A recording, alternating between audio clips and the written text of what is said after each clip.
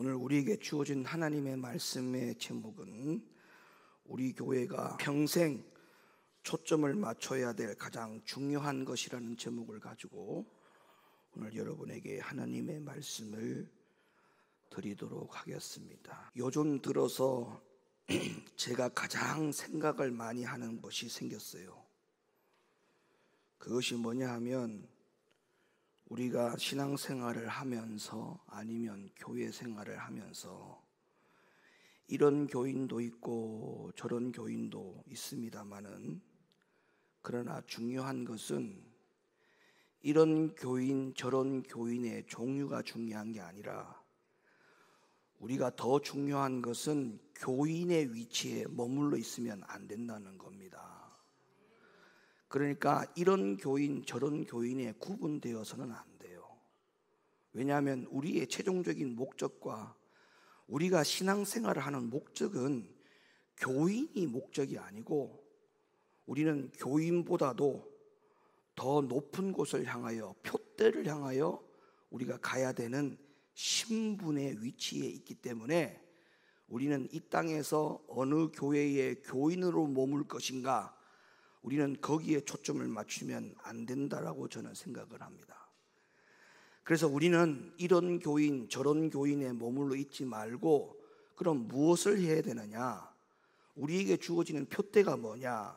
그건 다름이 아니라 우리는 다시 오실 주님을 맞이해야 될 신부의 위치에 있다는 사실을 우리는 부정할 수가 없습니다. 그러니까 어떤 교인이 되는 게 중요한 게 아니고 어떤 신부가 되는 게 중요하다는 거죠. 그러면 어떤 신부가 되어야 될 것인가라고 하는 이 부분에 대해서 생각을 해본다면 우리는 반드시 좋은 신부로 준비가 되어야 되는 겁니다. 성경은 우리에게 이 부분에 대해서 부탁한 게 아니고 명령했습니다. 다시 오실 주님을 맞이할 수 있는 이 일에 대하여 다시 오시는 주님은 신랑으로 오신다고 했고, 그 신랑은 이 땅에 누구를 찾으러 온다고 했냐면 거룩한 신부를 찾기 위해서 신랑이 오신다라고 성경은 우리에게 분명히 명명백백하게 말씀하고 있기 때문에 우리는 신부 준비를 단장하라고 성경은 우리에게 명령하고 있어요. 그래서 저는 여러분들에게 오늘 이 말씀을 통해서 우리 교회가 평생 초점을 갖춰야 될 가장 중요한 게 뭐냐라고 물어본다면 우리 교회는 신부 준비하는 겁니다. 어떤 교인을 만들어내느냐? 우리 교회는 그런 교회가 아니에요. 우리 교회는 어떤 교인이 오느냐? 그게 중요한 게 아니에요. 우리는 여기서 모든 공동체의 모든 목적이 뭐냐? 어떤 신부가 되느냐가 하는 것이 이 교회가 이 땅에서 있어야 될 목적입니다. 만약에 이 교회가 어떤 신부를 만들어낼 것인가라고 하는 그 사명을 중단한다면 이 교회는 있으나 마나한 교회입니다. 아니, 또 옆에 있는 동네의 교회 하나 가운데 또 하나 건물이 더 세워진, 숫자적으로 하나가 더 늘어난 그런 교회 밖에는 되지 않습니다. 우리가 왜 주님 앞에 그런 교회를 세워야 됩니까? 주님은 우리에게 분명히 명령한 게 있는데요, 내가 다시 올 때는 신랑으로 올 것이고 내가 너희들 가운데는 거룩한 신부를 찾겠다라고 말씀을 하신 것이 이게 성경인데, 우리는 교인 되는 게 중요한 게 아니고 신부 되는 것이 너무나 중요하다는 이 사실을 우리는 인정할 때 성경을 제대로 믿고 신앙생활을 하는 자이다, 이렇게 여러분에게 감히 말씀을 드리고 싶습니다. 그런 입장에서 또 생각을 해본다면, 그렇다면 우리 교회가 평생 초점을 갖춰야 될 가장 중요한 것이 뭘까? 뭘 해야 될까? 이런 생각을 요즘 들어 많이 합니다. 그러면서 생각난 것이 세 가지더라고요. 그 세 가지를 오늘 여러분들에게 말씀드릴 테니까 우리 교회는 이 세 가지를 기둥으로 삼고 교회가 세워진다는 사실을 기억하고 이 세 가지를 여러분들이 마음을 같이 하고 뜻을 같이 해서 이 표대를 향하여 우리가 이 교회가 세워져야 된다는 사실을 여러분들이 인지하시고 신앙생활을 해 주시기를 간곡하게 부탁을 드립니다. 첫째로 침례 요한과 예수님의 첫 마디, 그 첫 마디가 우리 교회가 붙들어야 될 가장 중요하고 우리 교회가 평생에 가장 초점을 맞춰야 될 가장 중요한 것이다, 이렇게 여러분에게 말씀을 드리면서 그것이 뭐냐? 침례 요한의 첫 마디와 예수님의 첫 마디가 뭐였느냐? 성경을 보세요. 그게 뭐라고 되어 있냐면 회개하라는 말이 첫 마디입니다. 침례 요한의 첫 마디, 예수님의 첫 마디, 교회 와서 봉사해라, 직분을 받아라, 맡아라, 임무 수행해라. 예수님의 첫 마디는 그게 첫 마디가 아니었어요. 예수님의 첫 마디는 뭐였느냐? 회개하라였습니다. 회개는 우리 교회가 신앙생활과 교회 생활을 함에 있어서 여러분들에게 평생 초점을 갖춰야 될 가장 중요한 것입니다. 그래서 우리 교회는 회개를 등한시하면 안 됩니다. 우리 교회가 가장 어디다가 초점을 맞춰야 되느냐? 우리 교회는 회개하는 교회입니다. 여러분 실상을 보세요. 많은 교회와 교인들이 교리화가 되어 있습니다. 말씀화가 되어 있어야 되고 진리화가 되어 있어야 되는데 침례 요한의 첫 마디와 예수님의 첫 마디를 전부 다 무시하고 사람이 만들어 놓은 신학적인 교리화가 앞서서 오직 회개를 등한시하고 있다고 해도 과언이 아니에요. 오직 회개를 강조하지 않고 교리화가 되어서 오직 회개라는 자리에 뭘 집어넣느냐? 오직 믿음이라는 것을 자리를 넣어가지고 오직 믿음 외에는 오직 회개가 사라졌다는 거예요. 성경에 어떻게 기록하고 있습니까? 오직 믿음이 아닙니다. 성경에는 오직 회개였습니다. 그래서 우리 교회는 성경대로 오직 믿음을 가르치는 교회가 아니고 우리 교회는 오직 회개를 가르치는 교회예요. 여러분이 다니는 교회가 뭘 강조하는지는 알고 다녀야 될 거 아니에요? 우리 교회는 교리화가 되어 있는 그런 교회들이 가르치는 오직 믿음이 아니고 예수님의 첫 마디, 침례 요한의 첫 마디, 그리고 구약 선지자들이 말했던 그 모든 강조했던 말이 전부 다가 뭐였냐면 회개하라였습니다. 그래서 우리 교회는 회개를 가장 강조하고 우리 평생에 가장 초점을 맞춰야 되는 것이 회개입니다. 회개. 구약 성경에 수많은 선지자들이 나오죠. 그들이 외친 메시지를 한마디로 요약하면 역시나 회개였습니다. 여러분 구약 성경에 나오는 선지자들은 그 당시에 하나님으로부터 직접 메시지를 받은 자들입니다. 자, 그러면 하나님으로부터 직접 메시지를 받은 그 메신저가 하나님의 마음을 가장 잘 압니다. 그리고 하나님의 뜻을 그 누구보다도 가장 잘 압니다. 왜? 하나님께로부터 직접 받은 메신저거든요. 그렇다면 보세요. 하나님께로부터 직접 받은 선지자들이, 그 메신저들이 하나님의 마음을 가장 잘 알고 하나님의 생각과 하나님의 뜻을 가장 잘 알 테인데 그 선지자들이 가장 우리에게 강조한 것이 뭐냐? 바로 회개였다는 거예요. 그러면 하나님께로부터 직접 메시지를 받아가지고 우리에게 전했던 그 메신저들이 회개를 강조하는 거라면 이거는 곧 누구의 마음을 우리에게 전달한 것이냐, 누구의 생각을 우리에게 전달한 것이냐, 누구의 뜻을 우리에게 바로 전달한 것이냐? 하나님의 뜻입니다. 하나님의 생각입니다. 하나님의 마음입니다. 근데 그들의 메시지를 안 들어요? 그들의 메신저를 무시한다고요? 이거는 말도 안 되는, 얼토당토 안 되는 이야기입니다.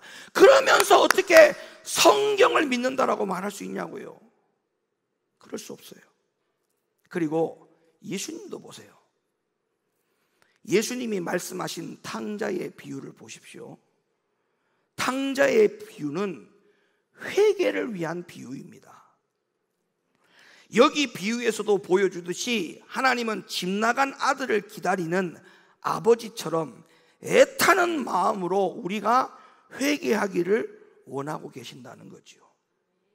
그 외에도 성경에서는 회개의 절대적인 필요성을 강조하고 있는 부분이 얼마나 많은지 모릅니다.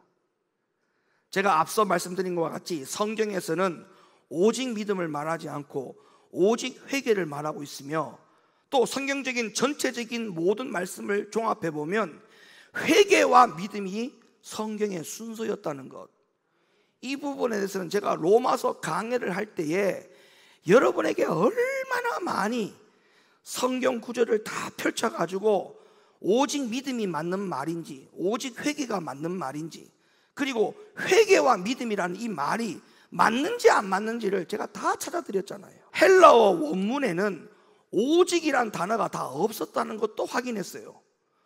그런데 이 원문 성경을 한글 개역 성경으로 번역하는 이 과정 속에 오직이란 단어를 그냥 일방적으로 집어넣은 거예요. 그리고 신약 성경에 오직 믿음이라고 하는 그 단어를 사용했던 원 출처가 구약 성경의 선지자들의 글이었는데, 그 선지자들의 글을 신약 성경에 있는 글과 구약 성경의 원 출처자인 구약 성경의 선지자의 글을 다시 비교를 해보니까 구약 성경에는 신약의 오직이란 단어가 없어요.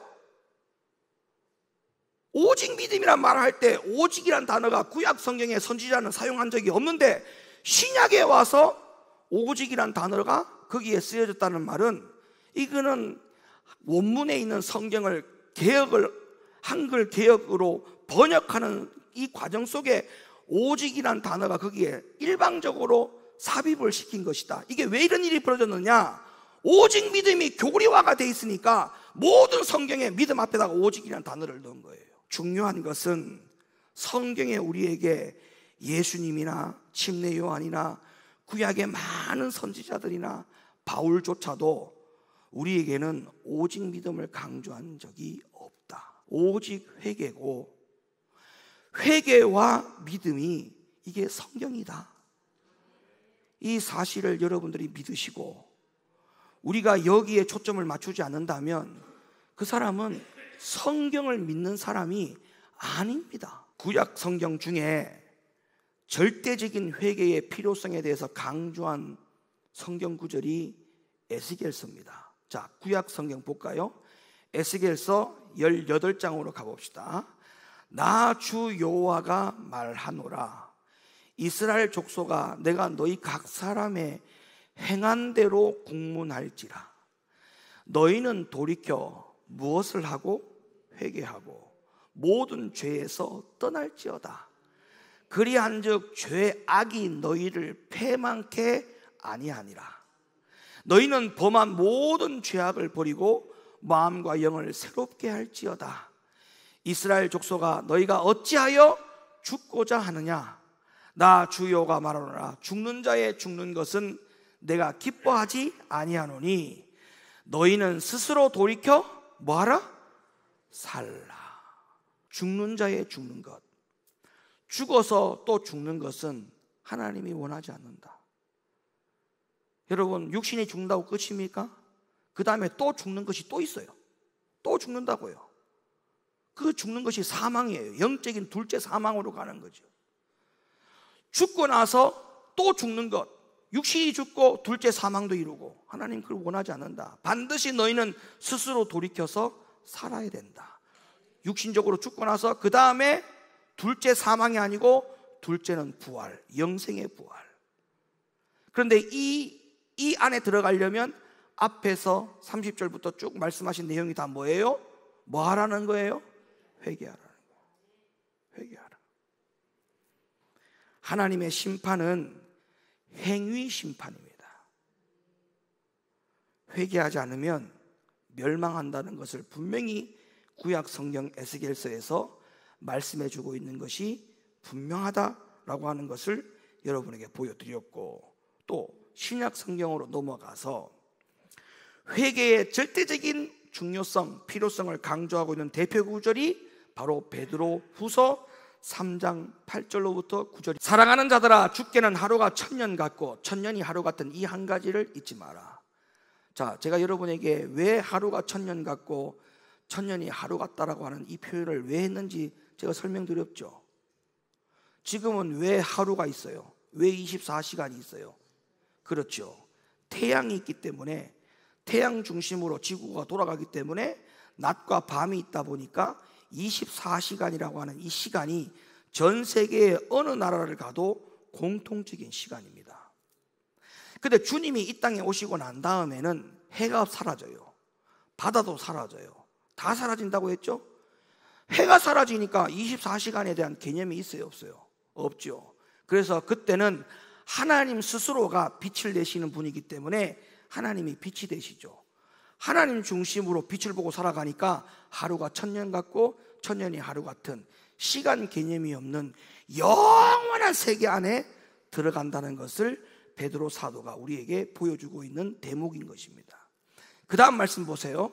주의 약속은 어떤 이에 더디다고 생각한 것 같이 더딘 것이 아니라 오직 너희를 대하여 오래 참으사 아무도 멸망치 않고 다 회개하기에 이르기를 원하시느니라. 자, 그러면 태양이 지금 왜 존재하느냐?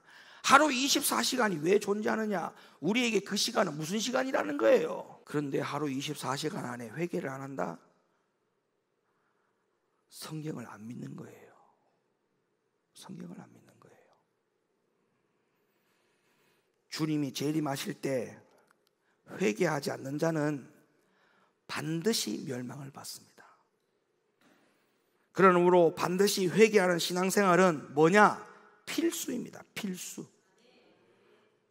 필수라는 사실을 절대 잊지 말기를 예수님의 이름으로 축원합니다. 예수님은 회개의 절대적인 필요성과 중요성을 강조하기 위해서 예수님은 아주 중요한 예를 하나 들지요. 당자의 비유뿐만 아니라 또 예수님은 어떤 비유를 사용하셨냐면 부자와 나사로의 비유를 통해서 회개의 중요성과 필요성을 우리에게 강조해 주신 바가 있습니다. 여러분 잘 아실 겁니다. 이 부자와 나사로에 대한 이야기가 성경에 있죠. 자, 그 이 비유를 보면 지옥 불구덩이 속에서 부자가 뭐라고 외치느냐 하면 아브라함에게 절규를 하는 장면이 나옵니다. 자, 누가복음 16장 말씀 열어보세요. 가로되, 그러면 구하오니, 부자가 하는 말입니다. 아버지여, 나사로를, 거지를 말하죠. 거지 나사로가 지금 천국에 갔어요. 지옥의 불구덩이에 들어간 부자가 그 천국에서 보이는 나사로에게 이렇게 이야기합니다. 아버지여, 나사로를 내 아버지의 집에 좀 보내소서. 이 땅에 아직도 내 형제 5이 있으니, 형제가 몇 명 있다고요? 5이 있대요. 저희에게 증거하게 하여 저희로 이 고통받는 곳에 오지 않게 하소서. 아브라함이 가로되, 하나님이 말씀하는 거죠. 저희에게 모세와 선지자들이 있으니 그들에게 듣는다.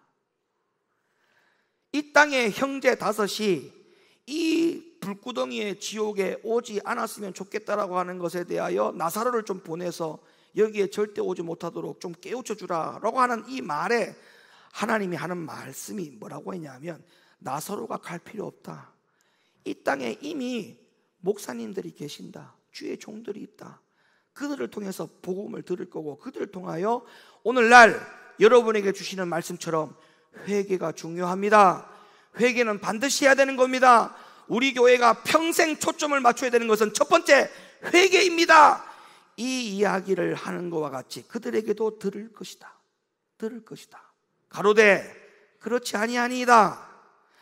아버지 아브라함이여, 만일 죽은 자에게서 저희에게 가는 자가 있으면 회개하리이다. 이게 왜 이런 말을 했을까요? 부자가 왜 이런 말을 했을까요? 자기도 살아있는 모세와 선지자들로부터 회개하라는 복음을 들은 바가 있었을까요? 없었을까요? 있었어. 자기도 살아있는, 이 땅에 살아있는 많은 주의 종들과 많은 주의 진리를 통해서 회개하라고 하는 말을 들었음에도 불구하고 내가 깨닫지 못하고 지금 여기 와 있는데, 내 이 땅에 있는 형제 5에게도 똑같을 겁니다. 그러니 죽은 자를 보내서 여기 오면 안 된다라고 말해야 저들이 나와 같이 여기에 오지 않지 않겠습니까? 그 말이에요. 여러분, 만약에 제 복음을 여러분이 듣지 않는다면 여러분도 불구덩이 들어가요. 살아있는 주의 종의 말을 듣지 않으면, 죽은 자가 여러분 꿈에 나타나가지고 여기 네가 하나님의 복음을 진리에 순종하지 않으면 네 진짜 불구덩이에 지옥으로 간다, 그런 말을 들어야 정신 차린다고요? 그렇다면 이 하나님의 영적 질서는 다 깨집니다. 왜? 하나님 눈에 보여요, 안 보여요? 근데 하나님은 믿잖아요. 눈에 보이지 않는 지옥을 못 믿는다고요? 하나님은 믿는데 영적 질서가 다 깨지는 거예요. 그러면 지옥은 안 믿고 눈에 보이는 하나님은 믿는다. 그러면 그 사람은 어떤 사람이냐? 지옥을 믿지 않는 하나님만 믿는 교인인 거예요. 교인. 그러면 굳이 교회 안 나와도 돼요. 집에서도 하나님 믿을 수 있어요. 우리가 왜 여기 나와서 예배드리는 줄 압니까? 행위 심판 때문에. 지옥에 갈 수가 없기 때문에. 왜 하나님 말씀에 순종하려고 애를 쓰는 줄 압니까? 하나님을 못 믿어서 그런 게 아니에요. 불구덩이에 지옥에 안 들어가려고, 행위 심판 때문에 하나님 말씀에 순종하고 살려고 몸부림치는 거 아닙니까? 영적 질서가 다 깨지는 거예요. 죽은 자가 살아서 보내가지고 지옥에 오지 말라는 메시지를 전달한다? 질서가 다 깨지는 거예요. 부자도 분명히 믿는 자였습니다. 그러나 교인이었습니다. 회개하지 않아서 지옥에 떨어졌어요. 그러므로 사랑하는 성도 여러분, 지금도 회개하라고 하는 이 말씀을, 이 설교를 듣고 있는 이 자체가 우리에게는 최고의 시간이요, 은혜요, 복이요, 축복인 줄로 믿으시면 아멘 하시길 바랍니다. 여러분, 회개는 자백이 아닙니다.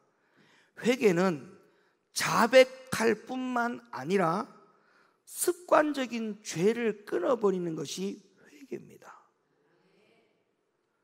여러분에게 습관적인 죄가 있어요. 그 죄를 끊어버리는 것이 회개입니다.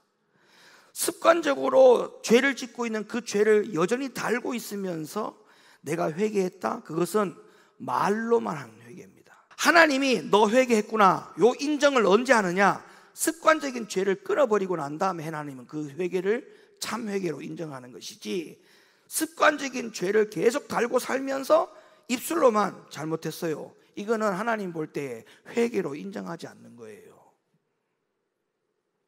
잠언 28장 13절 말씀 열어보세요. 자기의 죄를 숨기는 자는 형통치 못하나. 죄를 자복하고, 자, 자복했죠? 그 다음에 뭐라 나와요? 이게 회개예요. 하나님 잘못했습니다, 그리고 버리지 않았다, 그건 회개가 아니에요. 진정한 회개가 뭐냐? 자복하고 그 다음에 뭐 하는 자? 버리는 자는 하나님이 그 사람을 어떻게 여긴다고요? 불쌍히 여긴다. 이게 진정한 회개예요. 자, 성경 또 볼까요? 사도행전 26장. 먼저 담의 세계와 또 예루살렘에 있는 사람과 유대 온 땅과 이방인에게까지 회개하고, 자, 회개하고 그 다음에 하나님께로 돌아가고 회개에 합당한 일을 하고, 이게 전부 다 뭐예요? 자복만 한 거예요? 자복하고 버리는 거예요? 자복하고 버리는까지 다 들어가야 회개입니다. 자복만 하는 것은 회개가 아니에요. 그것을 버리고 하나님께로 돌아가서 회개에 합당한 일, 회개에 합당한 일, 금방 자복한 그 내용에 대해서 합당한 일을 해야 돼요. 하나님, 오늘 내가 목사님 마음 아프게 했습니다. 요 자백했죠? 그럼 자백하고 난 다음에 뭐 해야 돼요? 합당한 일을 해야 되죠. 그럼 목사님께 전화해야 돼요. 목사님, 제가 오늘 정말 싸가지 없이 했습니다.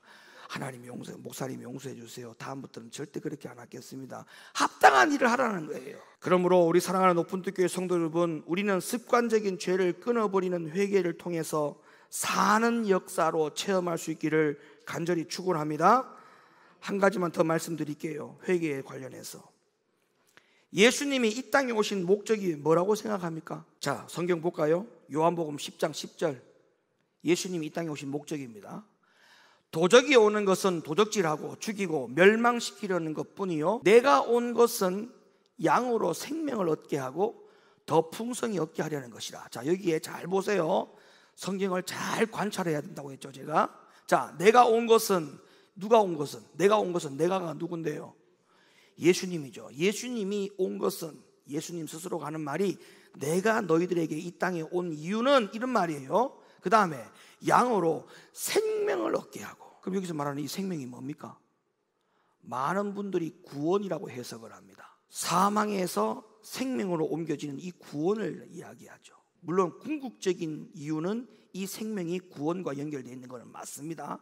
근데 지금 이 말씀에서 내가 생명을 얻게 하기 위한 것이다라고 하는 이 생명이라고 하는 이 성경 구절의 이 단어는 무슨 뜻이냐? 정확하게 알고 넘어가야 돼요. 자, 성경 갑니다. 사도행전 11장 18절에 나옵니다. 저희가 이 말을 듣고 잠잠하여 하나님께 영광을 돌려 가로되, 그러면 하나님께서도 이방인에게도 생명 얻는 회개를 주셨도다. 예수님이 이 땅에 오신 것은 양으로 생명을 얻게 하려고 했죠. 그 생명은 뭐냐? 사도행전 11장 18절에 와보니까 생명 얻는 뭐를 주셨다? 회개를 주셨다. 그럼 내가 예수님이 이 땅에 오신 것은 너희들에게 궁극적인 목적은 생명을 얻게 하는 것이지만 그 생명이 어디서부터 출발되느냐? 회개에서부터 출발돼요. 다시 말하면 예수님이 오셔가지고 생명 준 게 아니에요. 성경을 잘 보세요. 예수님이 오신 것은 생명을 줄 수 있는 분으로 자격으로 오셨지만 그 생명을 얻는 자는 누구냐? 회개를 통한 자가 생명을 얻는다는 거예요. 그런데 어떻게 회개를 안 하고 예수만 믿으면 구원받는다고요? 그 성경 안 믿는 사람이에요. 예수님이 오신 목적이 분명히 요한복음에 나오잖아요. 내가 온 것은 양으로 생명을 얻게 하고, 궁극적인 목적은 구원이 맞습니다. 근데 예수님이 오셔가지고 모든 자가 다 구원받는 게 아니에요. 생명을 얻기 위해서는 회개하는 자가 생명 얻는 회개를 주셨도다. 생명을 어떻게 얻는다고요? 회개를 통해서 생명을 얻는 거예요. 생명 얻는 회개. 생명 얻는 것이 회개입니다. 회개. 회개 없이는 생명을 못 얻는 거예요. 10명의 눈먼 자들을 세워놓고 앞에 코끼리 한 마리를 세워놓고 코끼리가 어떻게 생겼는지 가서 봐라. 그랬더니 뭐 앞을 볼 수가 있어야지. 그래가지고 코끼리를 다 만져본 거예요. 만져서 코끼리가 어떻게 생겼는지를 본 거예요. 그리고 어떤 사람은 코끼리 다리만 만진 거야. 어떤 사람은 코끼리 꼬리 만지고, 어떤 사람은 코끼리 몸 만지고, 어떤 사람은 코끼리 코를 만지고, 어떤 사람은 코끼리 귀를 만지고, 각각 다 만지고 나서 돌아와서 코끼리가 어떻게 생겼습니까? 물어봤더니 자기 만진 것만 이야기하는 거예요. 성경도 마찬가지예요. 왜 진리를 보지 못하는 줄 압니까? 자기가 보고 싶은 것만 보니까 안 되는 거예요. 성경 전체를 봐야 되는데 자기가 보고 싶은 구절만 보는 거예요. 그거를 영적인 맹인이라 그러는 거예요. 제가 분명히 강조드립니다. 우리 교회가 평생 갖춰야 될 가장 중요한 것이 뭐냐? 초점이 뭐냐? 첫째가 뭐다고요? 회개. 두 번째, 우리 교회가 신앙생활과 교회생활에 있어서 평생 초점을 맞추고 가장 중요한 것 중에 하나가 우리 교회는 뭘 해야 되느냐? 두 번째, 거룩입니다. 거룩. 마음의 청결. 이것이 우리 교회가 갖춰야 될 두 번째 덕목입니다. 신앙의 덕목입니다. 오늘날 하나님 앞에 가장 큰 착각을 하면서 사는 것이 뭐냐 하면, 현실을 보면 겉으로만 깨끗했던 바리새인들처럼 살면서 자기 자신은 거룩하다라고 착각하며 사는 것이 오늘날의 현대 사회의 교인들의 특징 중에 특징입니다. 그러나 여러분, 우리가 이 사실을 부인하는지를 여러분이 한번 물어볼게요. 우리가 이 사실을 부인할 수 있는지를 한번 물어볼게요. 하나님의 눈이 불꽃 같다고 하셨습니다. 하나님의 눈이 불꽃 같다고 하셨는데 그 불꽃 같은 눈을 가지신 하나님 앞에 우리가 어떤 모습인지를 숨길 수 있을까요? 절대 숨길 수 없습니다. 우리의 겉은 사람의 눈으로도 평가가 가능하지만 우리 속은 사람은 평가할 수 없지만 불꽃 같은 눈동자를 가지고 계시는 하나님은 분명하게 평가를 하고 계십니다. 그래서 우리가 바리새인들처럼 겉으로만 거룩할 것이냐, 속이 거룩해야 될 것이냐, 여기에 대해서 우리가 질문을 던질 때 우리는 속도 거룩해야 된다, 아니 속이 먼저 거룩해야 된다, 이것이 성경입니다. 여러분, 거룩하지 못하고 청결하지 못하고 마음이 청결, 생각이 청결, 속이 청결하지 못하면 그 사람은 절대 하나님 나라 못 가요. 우리의 마음과 생각을 항상 청결한 상태로 유지하면서 사는 일을 절대 방관해서는 안 됩니다. 성경을 보세요. 서기관과 바리새인들이 생각하는 것과 예수님이 그들을 평가하는 것이 달랐습니까? 똑같았습니까? 보세요. 마태복음 23장 25절, 화 있을진저 외식하는 서기관들과 바리새인들이여 잔과 대접의 겉은 깨끗이 하되 그 안에는 탐욕과 방탕으로 가득하게 하는도다. 소경된 바리새인아, 너는 뭐를 먼저 깨끗하게 하라? 안을 가장 먼저 안을 깨끗이 하라. 그리하면 겉도 깨끗하리라.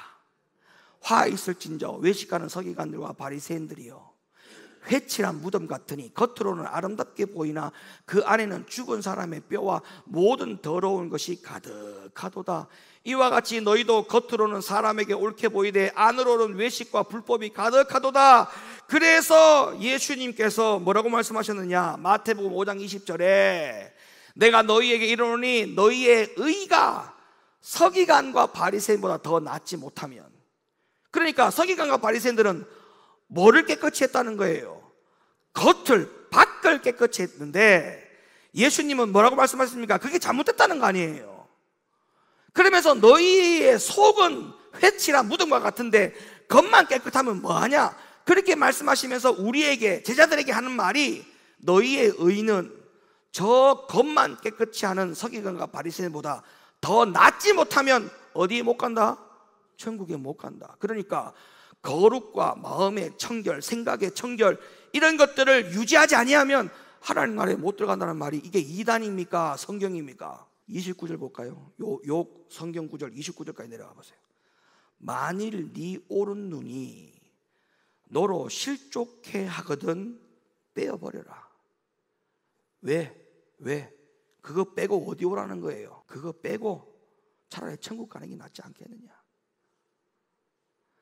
네 백체 중 하나가 없어지고 온몸이 지옥에 던져오지 않는 것이 유익하지 않냐? 또 만일 네 오른손이 너를 실족해 하거든 죄를 지으면 찍어내버리라. 네 백체 중 하나가 없어지고 온몸이 지옥에 던져오지 않는 것이 유익하니라. 그러면 주님은 마태복음 5장에서 너희가 서기관과 바리새인보다 더 나은 의를 가져야 된다, 그러면 결단코 천국에 못 간다, 그 말을 쭉 하시면서 네 눈이 죄를 지었냐, 네 오른손이 죄를 지었냐, 그거를 찍어버리고 차라리 지옥에 가지 않는 것이 유익하지 않느냐? 이런 말씀들을 종합해 볼 때 겉이 거룩해야 됩니까? 속이 거룩해야 됩니까? 어디가 거룩해야 됩니까? 의가 겉에 있으면 되는 게 아니고 그 거룩한 의가 어디서 된다는 거예요? 예수님 말씀은 속에 있어야 된다는 거예요. 속에. 믿음이 안에 있어야지 믿음이 밖에 있으면 안 돼. 타락한 인류 속에서 살면서 거룩을 위해서 산다는 것은 결코 쉬운 일은 아닙니다.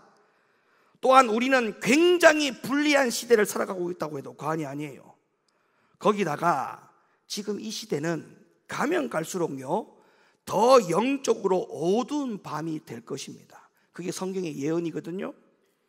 결국 그래서 예수님은 뭐라고 말씀하셨냐 하면 주님 오실 때가 다 되어지는 이 시대를 향하여 주님은 노아의 때와 같고 롯의 때와 같다고 분명히 주님이 짚어서 예언을 하셨어요. 이러한 때 속에, 시대 속에 살면서 우리가 거룩과 마음과 생각을 청결하게 하면서 사는 일은 여간 쉬운 일이 아닙니다. 그리고 절대 우리 힘만으로도 불가능합니다. 그래서 이것이 가능하도록 하기 위해서 해놓은 방법이 있어요. 그게 바로 뭐냐? 거룩을 유지할 거룩을 유지할 수 있는 그 마음을 할 수 있는 방법으로 제시해 준 게 딱 한 가지가 있다고요. 그게 뭐냐? 누가복음에 있어요. 누가복음 21장 34절 36절. 너희는 스스로 조심하라. 그렇지 않으면 방탕함과 술 취함과 생활의 염려로 마음이 둔하여지고 뜻밖의 그날이 덫과 같이 너희에게 임하리라. 이러므로 너희는 장차 올 이 모든 일을 능히 피하고 인자 앞에 서도록 항상 뭐하라? 기도하라. 그러면 내 속에다가 믿음을 유지할 수 있는 이 유일한 방법이 뭐냐? 기도예요, 기도. 그래서 우리 교회가 그렇게 기도 훈련을 시키는 이유가 속에 믿음을 세우기 위해서, 의를 속에다가 세우기 위해서 자꾸 기도 훈련을 시키는 거예요. 세상에 바쁜 일에 찌들려 가지고 기도 생활 안 하면 이거는 여러분을 탓하는 게 아니고 어쩔 수 없어요. 육으로 갑니다. 육으로 간다고요. 왜? 겉이 그렇게, 우리의 육신의 겉은 그렇게 가도록 살도록 만들어졌다니까. 여러분을 탓하는 게 아니고 그럴 수밖에 없다고, 구조가. 그래서 우리가 이거를 육신의 이 정욕을 제어하려면은 기도해야 돼요, 기도. 이거 말고는 다른 방법이 없습니다. 다른 방법이 없어요. 기도 외에는 우리 인생의 방탕함과 생활의 염려로 마음과 영이 둔하여지는 덫을 피할 수가 없기 때문에, 다시 말하면 거룩해질 수가 없다 이 말이에요. 그래서 여기에 피할 수 있는 유일한 방법이 뭐다? 기도 말고는 없다. 기도해서 거룩과 마음의 청결을 유지해 갈 수 있기를 예수님의 이름으로 축원합니다. 마지막 세 번째, 우리 교회가 신앙생활과 교회생활에 임해서 평생 초점을 맞추고 가장 중요한 것의 가치가 뭐냐? 세 번째, 예수님 최고 사랑입니다. 우리 교회는 세 가지를 초점을 맞춰요. 첫째, 회개. 둘째, 거룩, 마음의 청결. 이걸 유지하기 위해서 무슨 생활을 해야 돼요? 기도 생활, 기도 훈련해야 돼요. 세 번째로, 마지막 세 번째, 우리 교회가 추구하는 게 뭐라고요? 예수님 최고로 사랑하는 거. 그런데 우리 교회가 예수님을 최고로 사랑해야 됩니다 라고 강조하는 이유를 알아야 돼요. 우리 교회가, 여러분의 개인의 신앙은 예수님 최고 사랑하는 이유를 지금 그렇게 고백한 것과 같이 그렇게 쫓아가면 돼요. 우리 교회가, 목사님이 여러분들에게 우리 교회는 예수님 최고로 사랑해야 됩니다, 이것을 왜 강조하는지, 우리 교회가 이것을 왜 강조하는지 그 이유도 알아야 돼요. 그 이유가 바로 뭐냐? 시편 145편. 여호와께서 자기를 사랑하는 자는 다 뭐 한다고요? 하나님께서 자기를 사랑하는 자는 다 뭐 한다고요? 보호한다. 마태복음 10장 37절. 아비나 어미를 나보다 더 사랑하는 자는 내게 합당치 아니하고 아들이나 딸을 나보다 더 사랑하는 자도 내게 합당치 아니한다. 그 다음 야고보 2장 5절. 내 사랑하는 형제들아 들을지어다. 하나님이 세상에 대하여는 가난한 자를 택하사 믿음에 부요하게 하시고 또 자기를 사랑하는 자들에게 약속하신 뭐를? 나라를 유업으로 받게 아니하셨느냐. 그러면 앞에 성경 두 구절은 뭐예요? 전부 다 예수님 하나님 최고로 사랑해야 된다고 하는 그 중요성, 필요성을 우리에게 관찰시켜 줬죠. 그 다음에 맨 마지막에 세 번째 야고보 2장 5절에 오니까 왜 사랑해야 되느냐? 사랑해야 되는 이유가 있어요. 약속하신 나라를 유업으로 받기 위해서. 우리 교회가 왜 예수님 최고로 사랑을 가리키느냐 하면 예수님 최고로 사랑해야 천국 가요. 교회가 여러분들에게 예수님 최고로 사랑하시길 바랍니다 라고 강조하는 이유는 여러분들에게 뭐를 강조하는 거냐? 천국을 강조하는 거예요. 마태복음 25장에 나오는 열처녀의 비유, 요한계시록 19장에 나오는 혼인잔치의 비유도 분명히 천국은 신부를 위해서 마련한 신혼집이고 신부만 들어갈 수 있기 때문에 천국에 들어갈 자는 반드시 신부단장해야 된다라고 말씀하고 있어요. 그러면 신부단장이 뭐냐? 두 가지예요. 하나는 정절이고 거룩이죠. 또 하나는 신랑을 향한 사랑이 있어야 됩니다. 여러분, 천국 가면요 오직 신랑 되시는 분이 그분 한 분이야. 그분만 바라보고 좋아하고 살아야 돼. 여러분, 천국 가면은 우리가 지금 이 땅에서 흥을 돋구고 즐거움과 유익을 가져다 주는 그런 것들이 아무것도 없어요. 그래서 지금 이 땅에서 예수님 최고 사랑 이 훈련을 키우지 아니하면 저기 못 가요. 저기 가서 못 한다고요. 그러니까 이 땅에서 훈련을 해야 돼요. 훈련을. 어떤 훈련? 예수님 최고 사랑하는 훈련을 이 땅에서 부지런히 해야 돼요. 그래야 저 하늘 가가지고 주님만 바라보고 멍청하게 살 거 아닙니까? 그때 가가지고 도저히, 아니 이 땅에서도 주님 사랑하라고 그러고 여기서도 주님 사랑하라고, 다 도저히 못하겠습니다. 주님 나를 그냥 지옥으로 보내주십시오. 그렇게 말할 겁니까? 아니지 않습니까?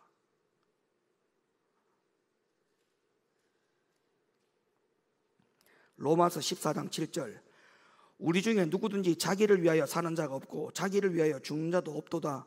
우리가 살아도 주를 위하여 살고 죽어도 주를 위하여 죽나니 그러므로 사나 죽으나 우리가 주의 것이로라.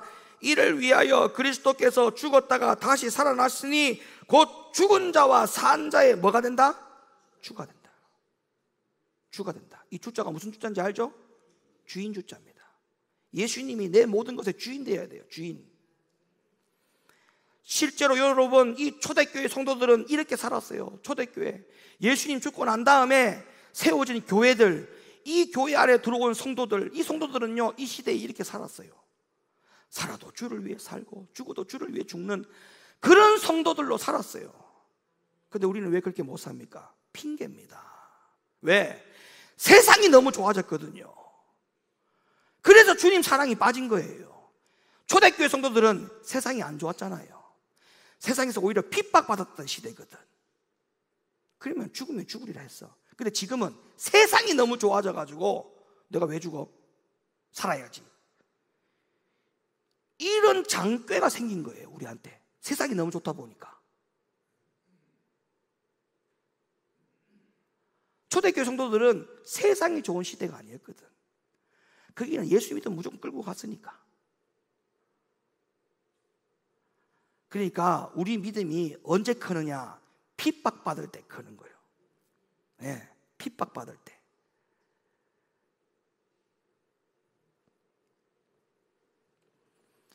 이런 일이 생기는 이 부분들이 왜 그러느냐? 지금 너무 많이 달라요. 성도들이나 목회자들이나 할 것 없이 자기를 위해서 살고 자기를 위해서 목회하는 자들이 너무 많은 시대가 됐습니다. 너무 많은 시대. 왜 이렇게 되었느냐? 성경에서는 미리 예고를 했거든요. 디모데후서 3장 1절 2절, 네가 이것을 알라. 말세에 고통하는 때가 이르니 사람들은 자기를 사랑하며 돈을 사랑하며 자긍하며 교만하며 회방하며 부모를 거역하며 감사치 아니하며 거룩하지 아니하며 배반하여 팔며 조급하며 자고하며 쾌락을 사랑하기를 하나님 사랑하는 것보다 더했다. 요한복음 21장에서 예수님이 네가 나를 사랑하느냐라고 질문할 때 베드로가 뭐랬습니까? 예수님 사랑한다고 했어요. 이제 마지막 말씀드립니다. 자, 여기 대목에서 베드로가 예수님 분명히 사랑한다고 했어요, 안 했어요? 사랑한다 했어요. 네가 나를 사랑하느냐 할 때 예수님 사랑합니다 이렇게 얘기했어요. 그런데 이때 사랑은 어떤 사랑이냐? 목숨을 내놓는 데까지, 자리까지 가지 않는 사랑이었습니다. 결과적으로 볼 때. 맞죠? 사랑한다고 하는 말은 맞아. 사랑하는 거는 맞았어. 그런데 죽음의 자리까지는 못 가는 사랑이었어요. 맞죠? 결과적으로 보면 사랑한다고 했는데 어디까지 사랑하는 걸 봤더니 예수님께서 십자가에 지고 가는데 저자도, 베드로라는 저자도 예수님 제자라고 하니까 지가 뭐라고 얘기했어요? 나 저 예수님 모릅니다라고 말합니다. 그럼 어떤 사랑? 죽음까지는 가고 싶지 않는 사랑. 이게 결론입니다. 우리가 주님을 최고로 사랑해야 한다고 했죠. 베드로 같은 이런 사랑하면 안 돼요. 우리 교회가 평생 초점을 맞춰야 될 가장 중요한 것 세 가지 말씀드렸어요. 우리 교회는 이 세 가지를 가지고 신앙생활하는 교회입니다. 첫째, 뭐 하는 교회? 회개하는 교회. 뭐 하는 신앙인? 회개하는 신앙인. 분명히 정리하셔야 돼요. 우리 교회는 어떤 교회? 회개하는 교회. 우리 교회 교인은 어떤 교인? 회개하는 성도. 아멘. 두 번째, 우리 교회는 뭐를 추구한다고요? 거룩. 어떤 성도가 돼야 돼요? 거룩한 성도. 에?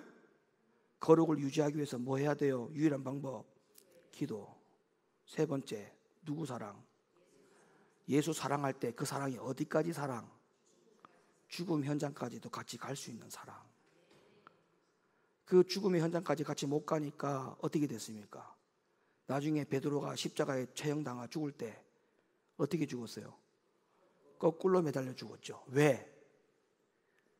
예수님은 바로 십자가에 매달렸지만 자기는 예수님과 내가 동등될 위치에 놓여 있지 않다.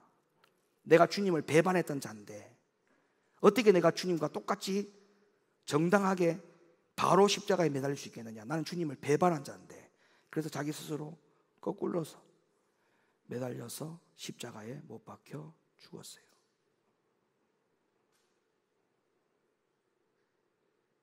주님을 제발 그냥 사랑하지 말고 베드로처럼 배반하는 사랑하지 말고 죽음까지 현장까지 끝까지 동참하는 그런 사랑을 가지시기를 예수님의 이름으로 축원합니다.